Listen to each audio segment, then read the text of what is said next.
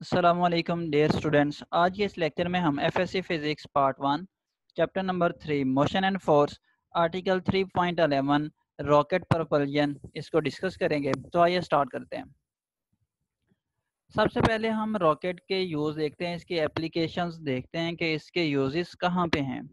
आज के इस मॉडर्न एज में जो कम्युनिकेशन का सिस्टम है वो बहुत फास्ट है और कम्युनिकेशन का सिस्टम कम्युनिकेशन सैटेलाइट्स पे डिपेंड करता है और कम्युनिकेशन सैटेलाइट्स अर्थ के अराउंड डिफरेंट ऑर्बिट्स में मूव करते हैं।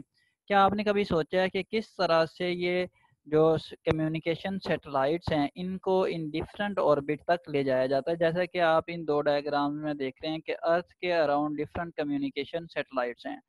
तो इसके लिए हम रॉकेट यूज़ करते हैं, यानी रॉकेट को यूज़ करते हुए इन कम्युनिकेशन सैटेलाइट्स को इनकी डेस्टिनेशन यानी इनके ऑर्बिट्स में लॉन्च करते हैं। तो इसका बेसिक प्रिंसिपल देखते हैं कि रॉकेट का बेसिक प्रिंसिपल क्या है। बेसिकली रॉकेट जो है वो न्यूटन थर्ड लॉ यानी एक्शन एंड रिएक्शन पे वर्क करता है। अब रॉकेट जो है वो इसके डिफरेंट कंपार्टमेंट्स होते हैं और उस कम्युनिकेशन सैटेलाइट जिसको हमने सेंड करना होता है किसी ऑर्बिट में लॉन्च करना होता है उसको भी उस रॉकेट के अंदर प्लेस किया जाता है। फिर रॉकेट के डिफरेंट कंपार्टमेंट्स होते हैं जिनमें गैसेस यानी फ्यूल होता है। अब उस फ्यूल को बर्न किया जाता है, तो बर्निंग की वजह से जो गैसेस हैं जब इग्नाइट करते हैं हम उसको, जो गैसेस हैं वो बर्न होती हैं और बर्न होने के बाद वो हाई स्पीड के साथ आउटवर्ड मूव करती हैं रॉकेट के इंजन से। जैसे ही वो आउटवर्ड मूव करती हैं यानी इस डायरेक्शन में मूव करती हैं तो इन पे जो रिएक्शन फोर्स है वो एक्ट करती है। जैसे हमने बैलून के केस में देखा था कि जो एयर है वो आउटवर्ड मूव करती है बैलून से और एज अ रिएक्शन जो है बैलून उसकी अपोजिट डायरेक्शन में मूव करता है। बिल्कुल इसी तरह से इन गैसेस के अपोजिट डायरेक्शन में रॉकेट पे थ्रस्ट लगती है यानी इस पे फोर्स लगती है और रॉकेट इन गैसेस के अपोजिट डायरेक्शन में मूव करता है। तो ये रॉकेट का था बेसिक प्रिंसिपल। अब रॉकेट जो है इसकी अभी हमने देखा कि इसकी जो एप्लीकेशंस हैं वो बेसिकली इसका यूज़ है जब हम डिफरेंट कम्युनिकेशन सैटेलाइट्स या दूसरे जो सैटेलाइट्स हैं इनको लॉन्च कर रहे होते हैं। अब यहाँ पे जो प्रॉब्लम आता है वो ये है कि रॉकेट का मास चूँकि बहुत ज़्यादा होता है तो इसका जो एक्सेलरेशन है यानी इसकी जो स्पीड है इसको कैसे फास्टर एंड फास्टर किया जाए। तो इसके लिए प्रोसीजर ये साइंटिस्ट करते हैं कि जो रॉकेट है इसके फ्यूल के डिफरेंट कंपार्टमेंट्स बना देते हैं। तो जैसे आप यहाँ पे नज़र आ रहा है कि ये डिफरेंट कंपार्टमेंट्स हैं, जैसे ये फर्स्ट कंपार्टमेंट है।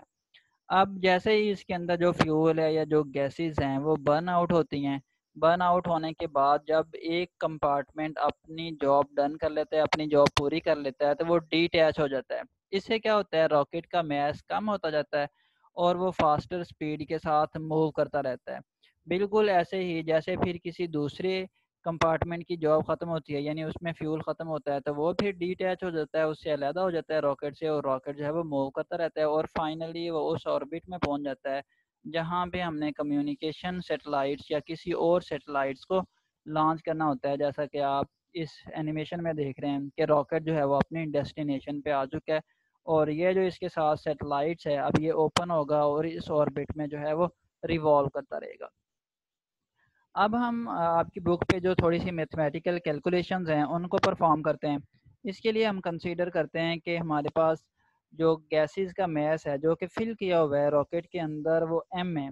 और याद रखिएगा यहाँ पे आपने कंफ्यूज नहीं होना, आपकी बुक में उसने जो मास लिया है mass, if m is the mass of the gases ejected per second, यानी उसने जो मास m कंसीडर किया वो मास पर सेकेंड है, वो सिंपली मास नहीं है। मास पर सेकेंड का मतलब ये है m/t, यानी ये मास पर सेकेंड है।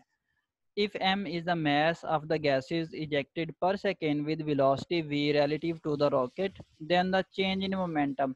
अब इस जो ये जो गैसेस हैं इनका चेंज इन मोमेंटम निकालें तो हमने जब न्यूटन सेकंड लॉ को रिलेट किया था, फोर्स को रिलेट किया था चेंज इन मोमेंटम से, तो वहाँ पे हमने लिखा था जो चेंज इन मोमेंटम पर सेकेंड या rate of change of momentum वो इक्वल आता है अप्लाइड फोर्स के या फोर्स के, तो उसको हमने ऐसे लिखा था mv/t।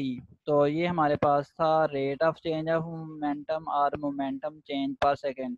अब इसमें देखें बुक ने ये जो m/t है इसको मास पर सेकेंड का है, इसको ये जो m/t मैस पर सेकंड को उसने m से डिनोट किया, यानी जो m है इस केस में ये वाला m ये रोल प्ले कर रहा है m ओवर t का।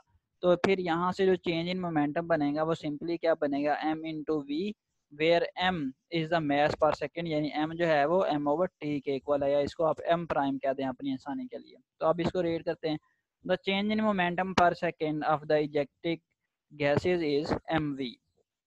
अब हमें पता है कि जब गैसेस जो है वो बर्न आउट होती हैं, ऐसे बाहर की तरफ आती हैं, तो अपवर्ड डायरेक्शन में इस पर फोर्स अप्लाई होती है रॉकेट की बॉडी पे।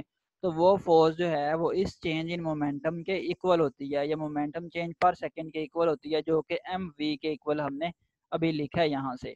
So this equal the thrust, यानी फोर्स, थ्रस्ट कहते हैं अपवर्ड फोर्स को, thrust produced by the engine on the rocket body, force को हम एफ से डिनोट करते हैं, और ये फोर्स रॉकेट की बॉडी पे लग रही है, और ये किसके इक्वल है, change in momentum per second के, जो कि एम वी आया है।